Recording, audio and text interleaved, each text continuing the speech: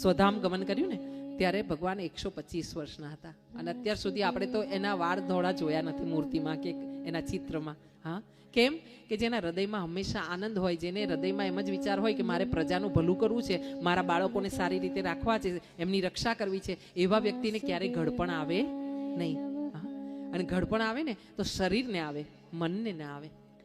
એટલે આવો અહીંયા આગળ જતા ભગવાનને એક દીકરો થયો છે પ્રદ્યુમન નામનો. આ દીકરો ભગવાનને થયો છે પણ શિવજીના આશીર્વાદથી થયો છે.